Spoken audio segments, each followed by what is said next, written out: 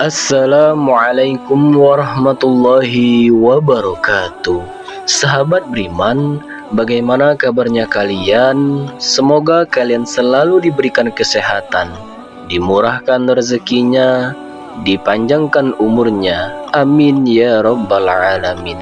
Sahabat beriman, dalam kesempatan kali ini kami akan merangkum bagaimana cara menghadapi orang yang membenci kita. Sahabat beriman, manusia merupakan makhluk sosial, sehingga tidak heran jika kita tidak terlepas dari komunikasi dan pertemuan. Ada banyak karakter dan watak yang kita jumpai, ada yang baik, ada yang jahat, semua akan kita jumpai. Terkadang kita bingung menghadapi orang yang membenci kita.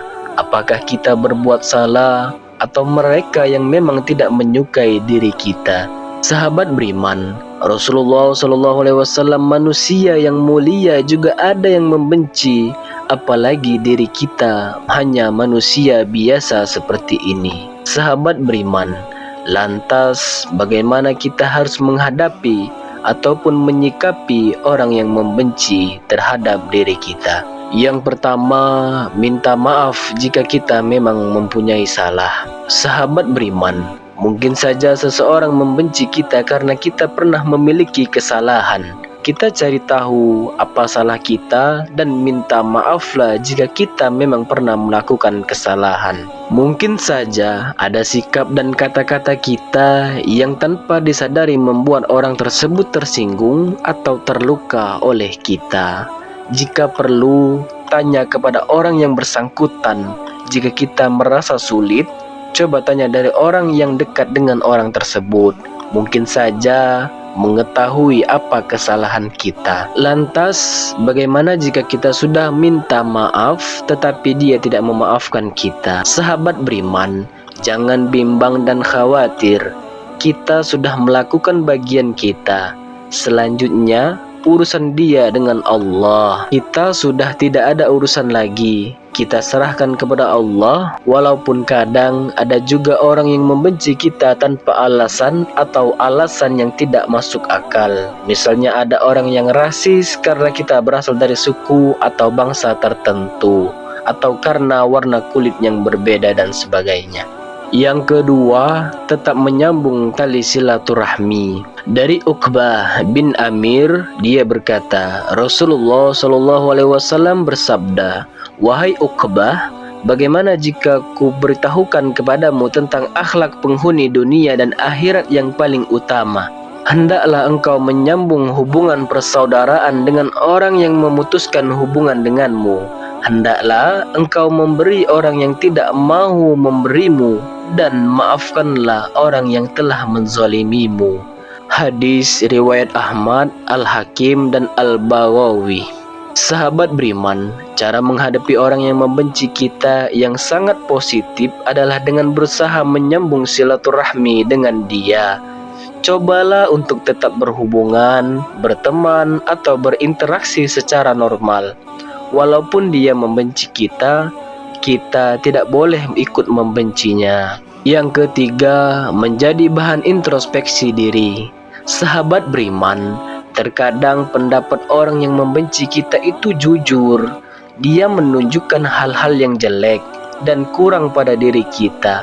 Berbeda dengan pendapat teman yang sungkan kepada kita, sehingga tidak mengungkap kekurangan kita yang sebenarnya. Di sini kita seolah memiliki quotes yang selalu menunjukkan kekurangan dan kesalahan yang kita lakukan. Tentu bisa saja dia mengatakan yang tidak benar dan mengada-ada karena kebencian. Namun kita sendiri bisa menyaring pendapat mana yang benar ataupun salah. Yang keempat, bersabar. Di dalam Al-Quran, dan kami jadikan sebagian kamu sebagai cobaan bagi yang lain. Sanggupkah kamu bersabar? Dan Rabb-mu maha melihat. Bisa jadi kehadiran orang lain yang membenci kita adalah cobaan dari Allah. Sejauh mana kita bersabar, kehadiran orang lain itu sebagai cara untuk menjadikan kita lebih baik dan lebih dewasa. Yang kelima, doakan kebaikan dan kesadaran. Sahabat beriman, doakan saja. Mudah-mudahan Allah memberikan kesadaran bahwa sikap membenci itu tidak baik. Mudah-mudahan Dia memaafkan kita jika kita memang memiliki kesalahan, atau Dia sadar dan mau berdamai serta bersilaturahmi. Buktikan bahwa kita orang yang tidak sama dengan Dia. Kita lebih baik dengan berharap kebaikan bagi Dia, bukan pendengki yang mengharapkan keburukan. Yang keenam, bersyukur. Sahabat beriman, kita harus bersyukur karena bukan kita yang membenci. Hati yang dipenuhi benci itu tidak baik, berisi emosi negatif yang bisa merusak hati dan jiwa kita. Jadi, saat kita tidak menjadi orang pembenci, itulah adalah nikmat. Nikmat harus disyukuri. Maka bersyukurlah bahwa kita bukan pembenci seperti Dia. Yang ketujuh, jangan sampai menghentikan kita untuk meraih kesuksesan. Sahabat beriman, selain kita menyikapi dengan cara yang sebelumnya, ada sikap tambahan yang perlu kita pegang agar tidak menghentikan kita meraih kesuksesan. Dalam kasus tertentu, kadang orang membenci kita tanpa alasan yang jelas. Mungkin kita tidak melakukan kesalahan, namun dia tetap membenci kita. Kita tidak merugikan mereka, tetapi mereka tetap membenci kita. Kemungkinan lain, kebencian mereka muncul karena risih melihat usaha kita atau melihat keberhasilan yang kita raih. Mereka sendiri diliputi kemalasan.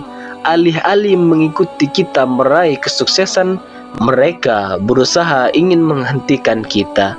Mereka benci kita karena kita lebih sukses dari mereka. Kenyamanan mereka terusik bukan karena kesalahan kita, justru kesalahan mereka sendiri. Meroketlah tanpa menjatuhkan orang lain. Sahabat beriman, biasanya semakin sukses kita, semakin terkenal kita, selain bertambahnya orang yang suka pada diri kita, pembenci atau haters pun akan bertambah. Kita tidak bisa memuaskan dan membahagiakan semua pihak. Kita juga tidak bisa menyenangkan semua orang.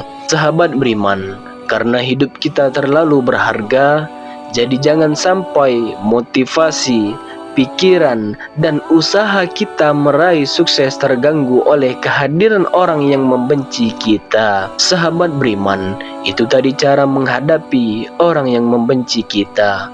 Mudah-mudahan kita selalu diberikan kesabaran dalam menghadapi orang yang membenci kita, dan semoga kita selalu dikelilingi oleh orang-orang yang baik dan saling support dalam mengerjakan kebaikan.